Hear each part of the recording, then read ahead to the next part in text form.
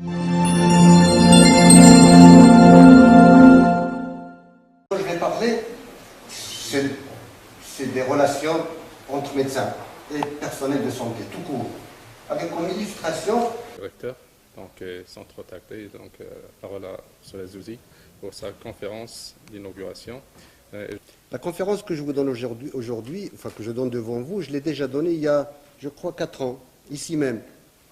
Et je la redonne aujourd'hui avec quand même l'impression bizarre que ce que j'avais dit dans le temps était peut-être, j'espère que vous allez me contredire, un coup d'épée dans l'eau.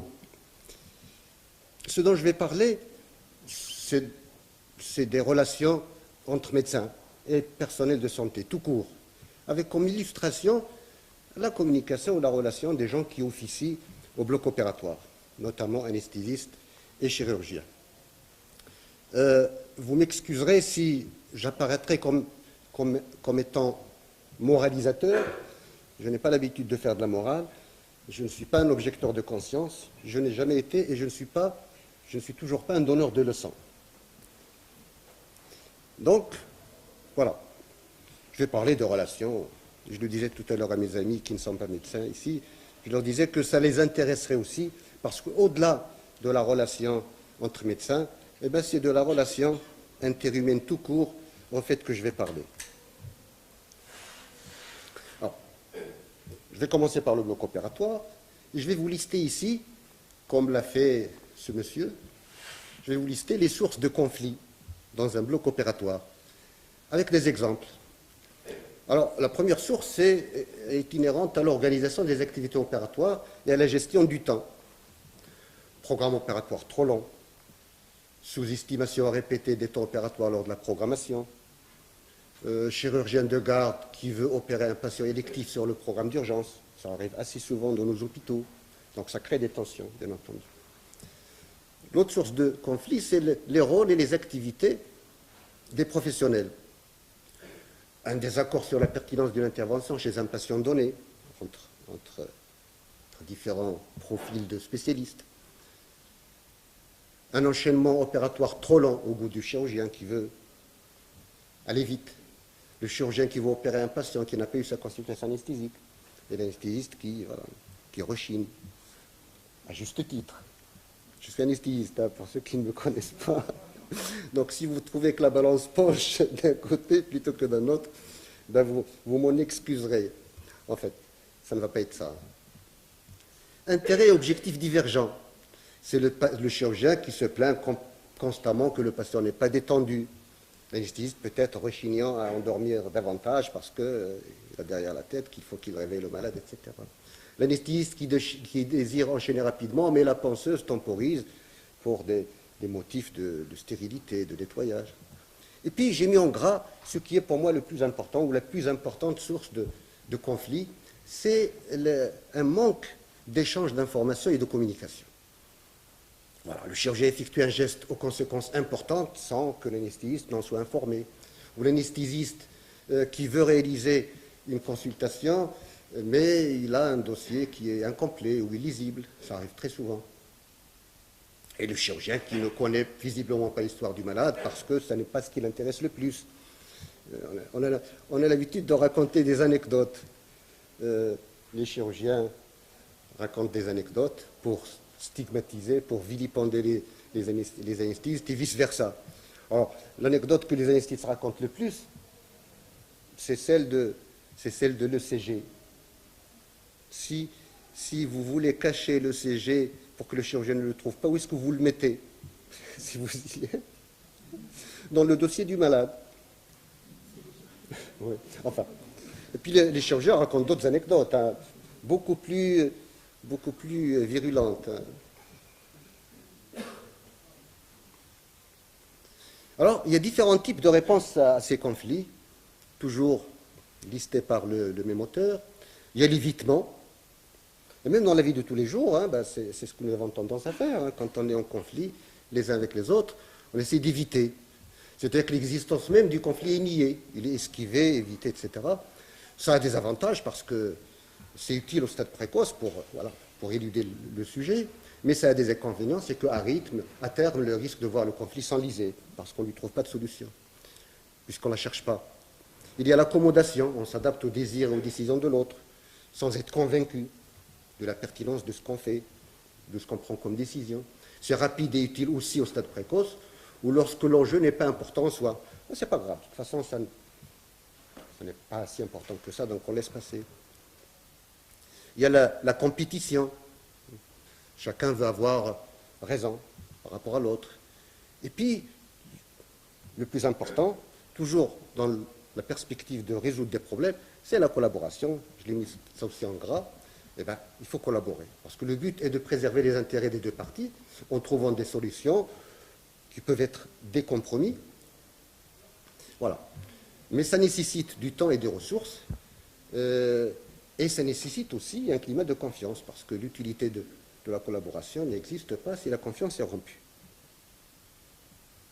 Alors, pour aborder, on va dire, le sujet des relations entre médecins, quelques définitions quand même. La politesse. Ça peut paraître trivial ce que je dis, mais il est important que je le dise quand même. La politesse, ça décrit une personne dont les bonnes manières sont constantes et qui respecte toujours les règles de bonne conduite. Voilà, ça paraît évident, ça paraît facile, j'allais dire à concrétiser, mais malheureusement, ce n'est pas toujours le cas. À un degré de plus, nous avons la courtoisie, qui ajoute à la politesse l'idée de l'expression d'une pensée ou d'une attention permanente en réponse aux sentiments des autres. Voilà. Et puis, à un degré de plus, il y a la civilité. Et c'est de cela que nous avons besoin. La civilité, ça vient de la même racine que civilisation, et ça renvoie à un stade avancé du développement social. Ça dénote, bien entendu, un niveau de politesse suffisant pour ne pas être grossier. De la civilité vient le professionnalisme, qui représente à partir de fondements moraux une force protectrice structurellement stabilisante. Donc je vous laisse méditer tous les termes. Je ne vais pas, on va dire, les détailler tous.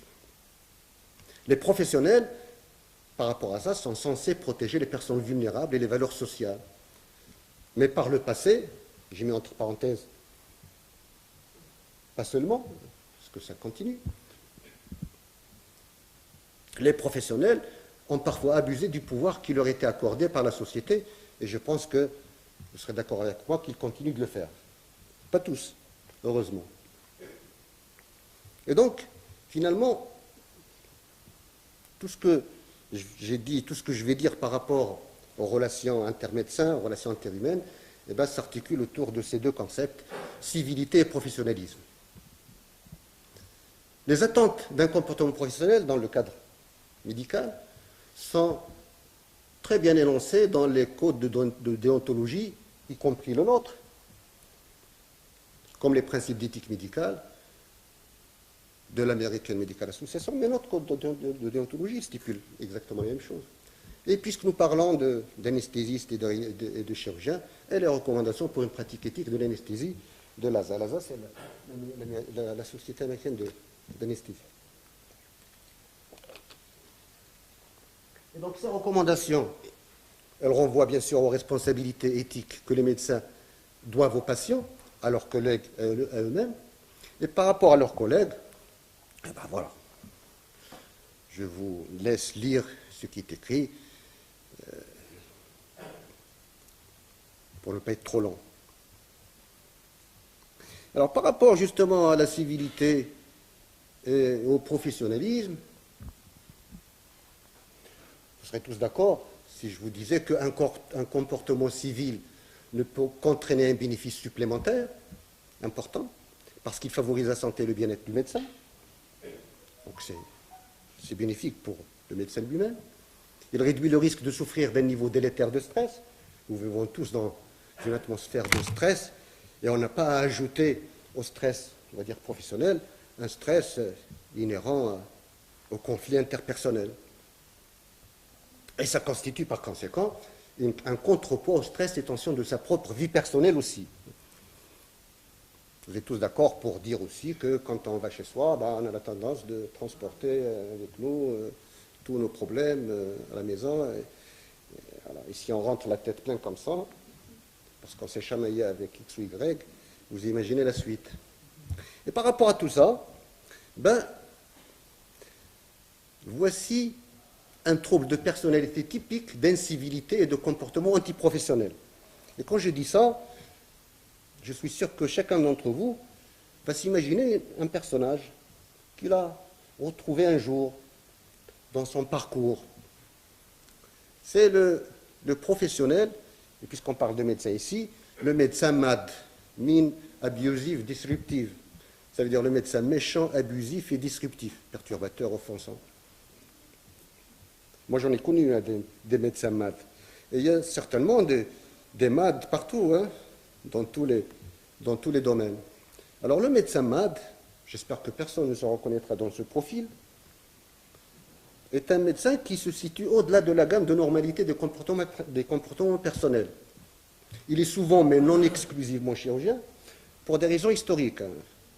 Je ne vais pas vous relater l'histoire de la chirurgie, comment ça s'est fait dans le temps, etc.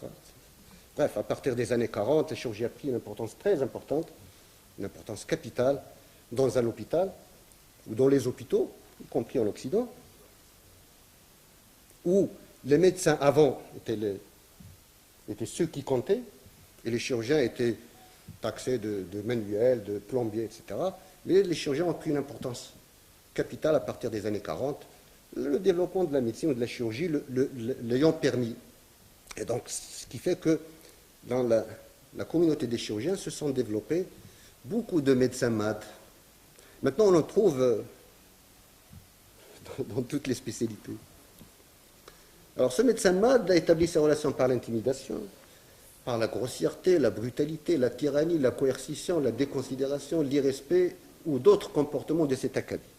Et vous pouvez multiplier les superlatifs à souhait.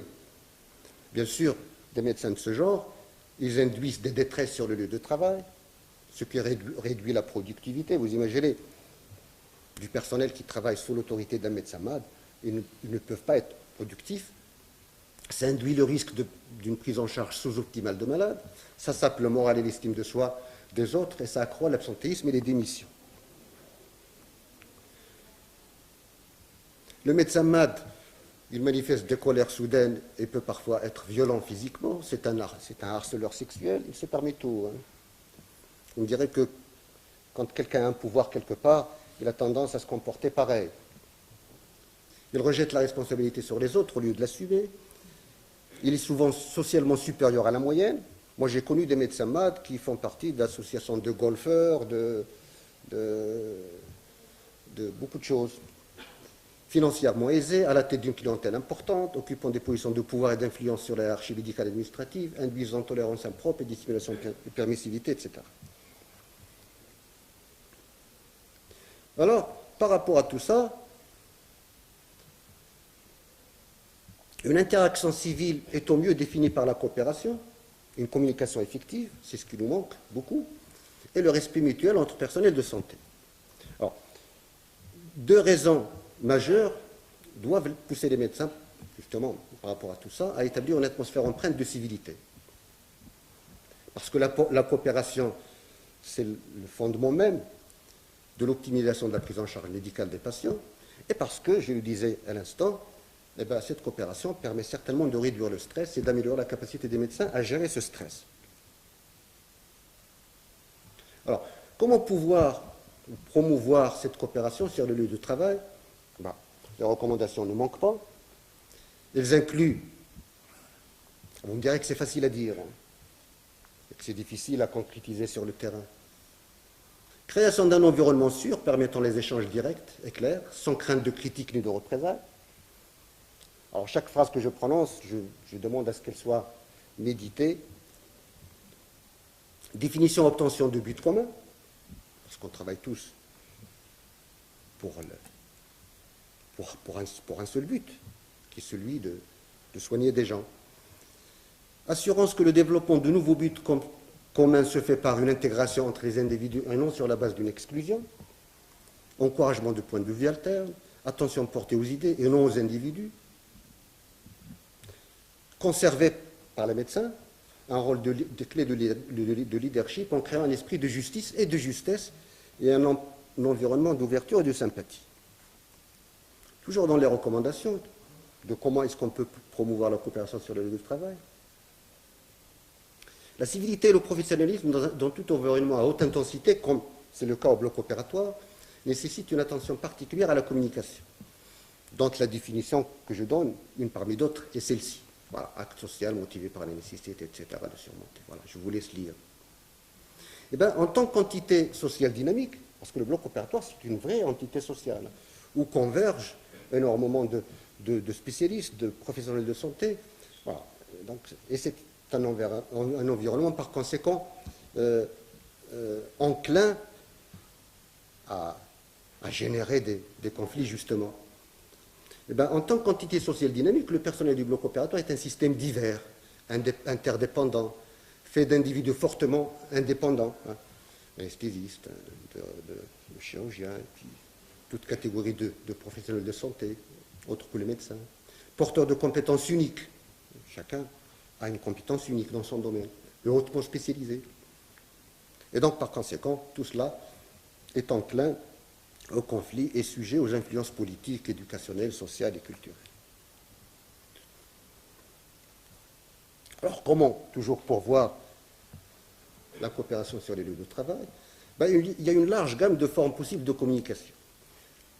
Et les significations sociales accompagnent le choix de toute forme de discours pour conduire à des troubles de la communication. C'est-à-dire que, en gros, comme il y a des profils différents, comme il y a des niveaux de différenciation différents, eh ben, il n'est pas toujours aisé de trouver le bon langage, les bons mots. Donc il faut savoir travailler aussi son langage. Et le type de mot choisi par l'orateur, par celui qui parle, ben, il dépend de 3 facteurs essentiels. C'est le différentiel de pouvoir entre l'orateur et l'auditeur, c'est-à-dire le médecin par rapport au penseur, à la penseuse, par rapport à l'infirmier, etc. Ben, il ne faut pas que ce soit un langage qui vient, voilà, d'en haut, le couperet qui tombe, parce qu'il y a justement cet écart de différenciation, la distance sociale entre les deux, parce que les différences professionnelles, elles génèrent forcément une différence sociale, le degré de connaissance qu'ils ont l'un envers l'autre. Et les mots choisis dépendent aussi du degré relatif d'imposition de ce qui est communiqué. Alors par rapport à ça, voici une illustration de ce que peut être une communication au bloc opératoire. Alors, il y a l'indicatif, quand il s'agit de parler français. Nous avons besoin de lui mettre une sonde gastrique. Ça, c'est le chirurgien qui parle à l'anesthésiste. C'est joli comme formulation. Mais quand il s'agit de dire « mettez-lui une sonde gastrique », alors bien sûr, quand c'est un rapport de médecin à infirmier, j'allais dire ça peut passer, et encore, pour moi ça ne passe pas. Mais quand il s'agit de spécialistes en chirurgie, de spécialistes en anesthésie, médecins, vous imaginez que ça la fout un peu mal, que le type de langage soit celui-ci. Il y a l'impératif poli. Mettez-lui une sonde gastrique, s'il vous plaît. Et encore. Impératif suggestif. Pourriez-vous lui mettre une sonde gastrique? C'est déjà un peu plus soft. Il y a l'indicatif suggestif. Alors, avant, c'était l'impératif suggestif. Maintenant, c'est l'indicatif suggestif. Ne croyez-vous pas que nous devrions lui mettre une sonde gastrique?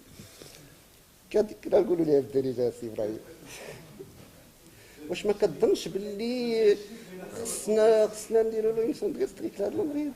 C'est joli, hein? Et quand c'est dit comme ça, mais quand c'est dit en plus sur le temps de l'allusif suggestif, c'est encore beaucoup mieux. Le patient pourrait bien avoir besoin d'avoir l'estomac décomprimé un jour ou deux. C'est loin. Alors, une quelconque question à l'aide المثل. Voilà, c'est un exemple. Comme quoi, le langage, c'est important.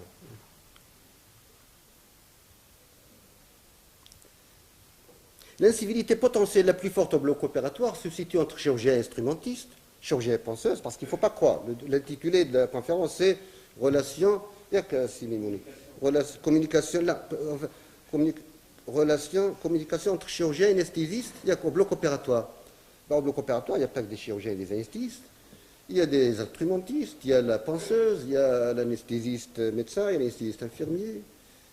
Voilà. Donc, entre tous ces profils-là, les conflits existent et ils sont potentiels. Alors, historiquement, une hiérarchie implicite du haut vers le bas, de type capitaine de bateau, gouvernait l'équipe du bloc opératoire. Jusqu'à ce que les médecins anesthésistes ne débarquent dans les blocs opératoires. En France, c'est les années 50. Au Maroc, c'est les années 70, et encore.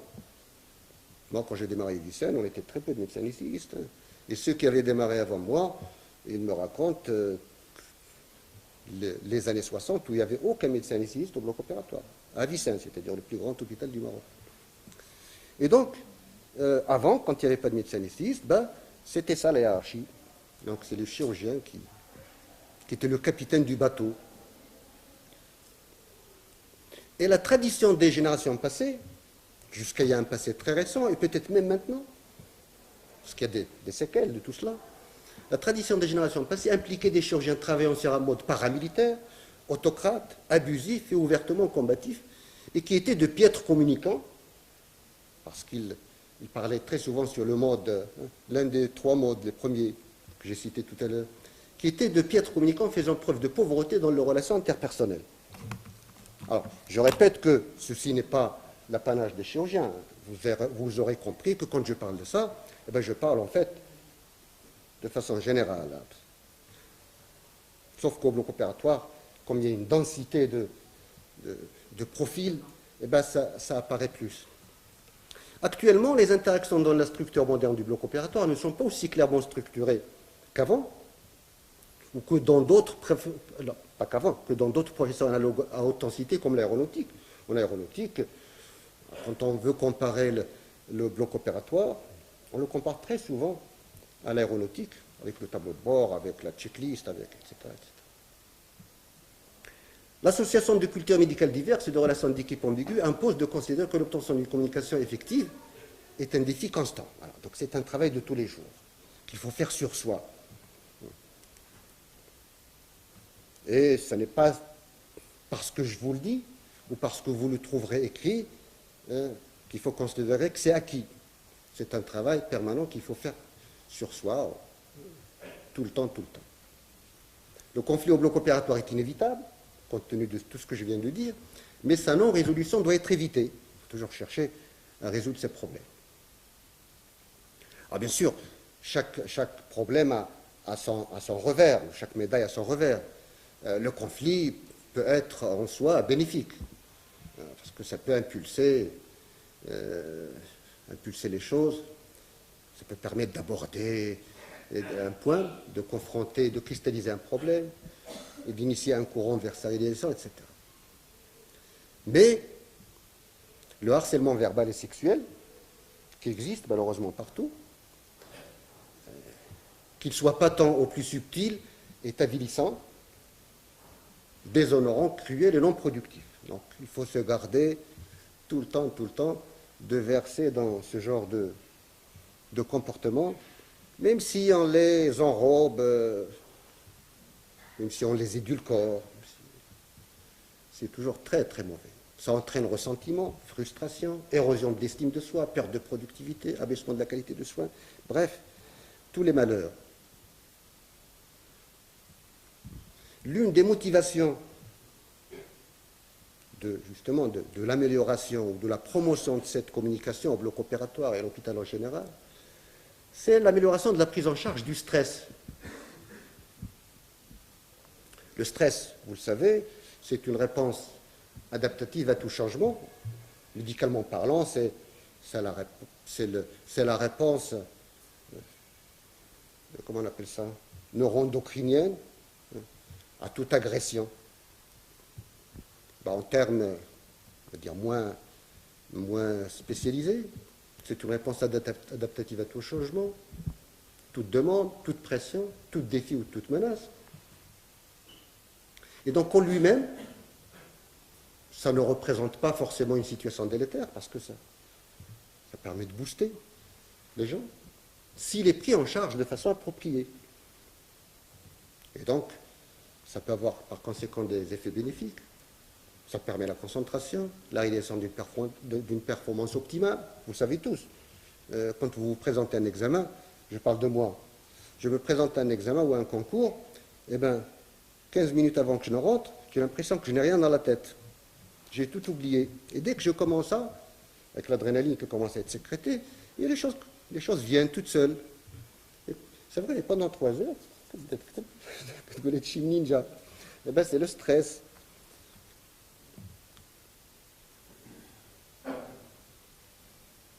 Alors, tout ce que je vous ai dit ici, je l'ai tiré alors, je vous ai mis le nom du monsieur qui a écrit ça. J'ai trouvé l'article extrêmement intéressant. Et lui, il émet des hypothèses pour expliquer les comportements dont j'ai parlé, d'incivilité, d'absence de professionnalisme. Qu'est-ce qui peut générer un médecin mat? Ben, l'hypothèse est celle-ci. L'incapacité de promouvoir un environnement de travail fécond et heureux est probablement en grande partie la conséquence de l'héritage des études de médecine. Et si j'éduis des études de médecine, je peux étendre ça à d'autres études qui, dans notre contexte, peuvent concerner tout ce que nous appelons établissement à accès régulé. Est-ce que vous voyez ce que ça... Depuis les premiers jours de leur instruction, les médecins développent des modes de travail malsains, des styles de vie déséquilibrés, des inhibitions psychologiques et de mauvaises réponses émotionnelles. Voilà, tout cela, les pressions que les étudiants subissent pour avoir d'abord une très bonne note, pour pouvoir accéder à, et puis les concours, et puis ça crée un climat de compétition ou de compétitivité, ça génère des pressions, et les pressions auxquelles ces étudiants en médecine sont soumis encouragent la pratique d'un travail excessif, alors que les activités sociales et récréatives nécessaires au bien-être psychologique et au soulagement du stress sont reléguées à un statut inférieur, remises à plus tard ou même rejetées. Et ça, je ne cesse de le dire aux étudiants de médecine.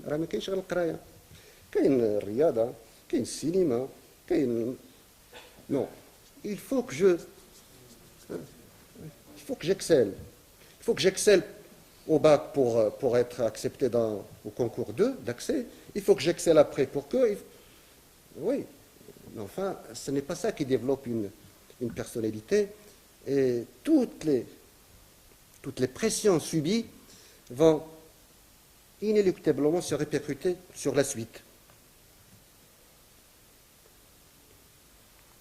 Et les médecins, après, ont l'habitude, ou prennent l'habitude d'accepter les angoisses personnelles. C'est des masos, les médecins. Les remises en cause de soi. Alors, conséquence de tout ce que je viens de dire. Je pars de ma pratique. À chaque fois que quelque chose ne va pas, ben je me sens responsable. Parce que je n'ai pas fait, parce que on se culpabilise tout le temps. Croyons qu'on est là pour sauver l'humanité.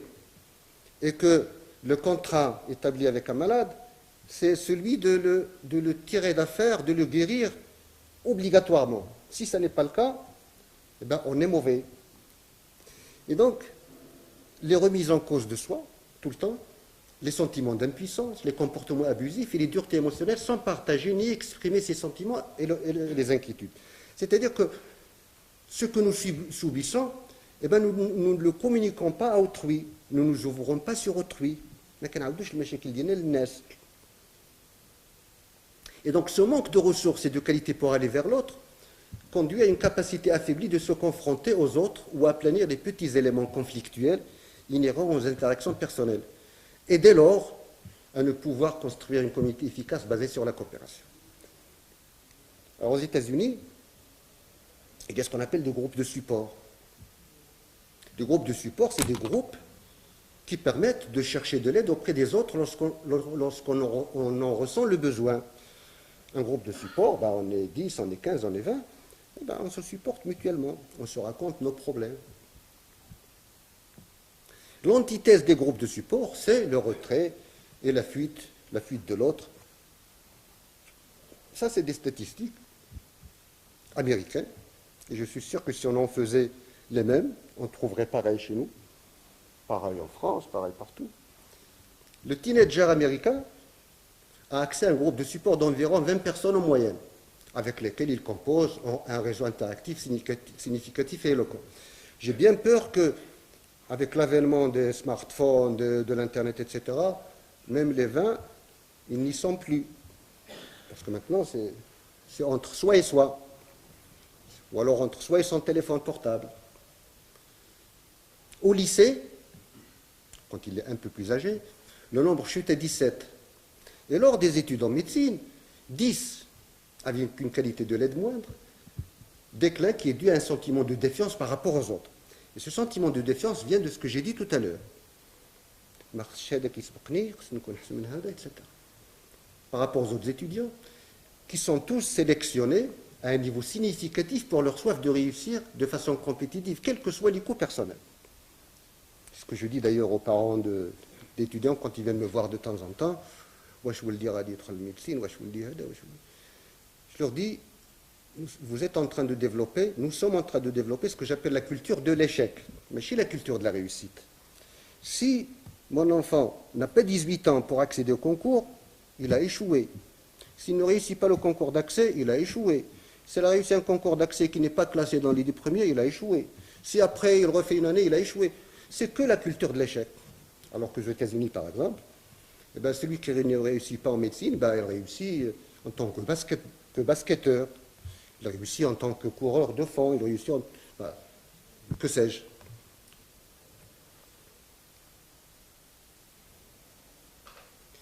Et le système d'aide, celui dont je parle, diminue de façon drastique la première année suivant la réussite au diplôme. C'est-à-dire une fois qu'on a son diplôme, ça, particulièrement si l'interne ou le résident est dans un nouvel environnement. C'est-à-dire qu'il change de lieu. L'étudiant dit c'est encore pire. En cours d'internat, le nombre moyen, je parle du groupe d'aide, est de seulement un, soit le conjoint, ou un être très cher, un colocataire. Et dans un quart des cas, ça c'est aux États-Unis, ce support est non humain. C'est soit un poisson rouge, soit un chat, soit... De plus, lors des études médicales et de formation, il existe souvent un manque de vision ou de guide spirituel permettant de développer une approche humaniste. C'est ce que j'appelle la valeur d'exemple. Les médecins les étudiants qui deviennent de bons médecins, et après de bons spécialistes, c'est parce qu'ils ont eu un guide spirituel qui leur montre l'exemple. Ce n'est pas le MAD qui va montrer l'exemple. Le MAD, il va détruire une carrière. Permettant de développer une approche humaniste, une culture de la gentillesse et du partage, tout comme il existe un déficit de l'importance de la notion de communauté. Voilà. Le reste. Voilà. Je vais conclure rapidement.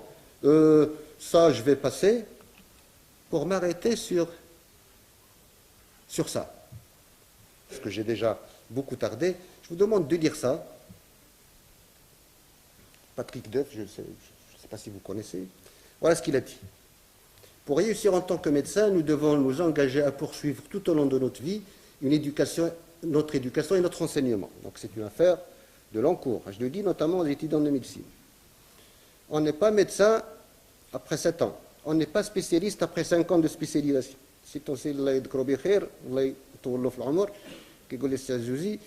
On est chirurgien peut-être après 30 ans, après 40 ans. Quand les gens me demandent, je leur dis je suis à bac plus 41. Et ceux qui croient qu'après 4 ans ou 5 ans de formation, ils sont spécialistes, ils ont manqué de groupes d'aide. Nous devons nous évertuer à être prévenants, gentils et sensibles. Nous devons éviter l'arrogance, le dogmatisme et les attitudes négatives. Nous devons être honnêtes, moraux, tolérants, dignes de confiance. Et par-dessus tout, ceux-ci humbles et compassionnés. Alors vous me direz que c'est de la morale. J'ai observé, qu'un petit nombre de médecins chancellent par manque d'intelligence ou du fait d'un déficit majeur de qualité technique. Possible. En fait, Les médecins qui ne rencontrent pas le succès dans leur pratique ont des difficultés liées à un comportement professionnel pauvre. Celui qui ne réussit pas, ce n'est pas forcément celui qui n'a pas la technicité. C'est celui qui a un comportement professionnel pauvre. Le médecin exige, la médecine exige un standard de professionnalisme exceptionnellement élevé, et ce niveau peut être atteint par virtuellement nous tous, si nous nous rappelons simplement que pour être de bons médecins, nous devons d'abord être de bonnes personnes. Voilà, merci beaucoup. J'ai terminé.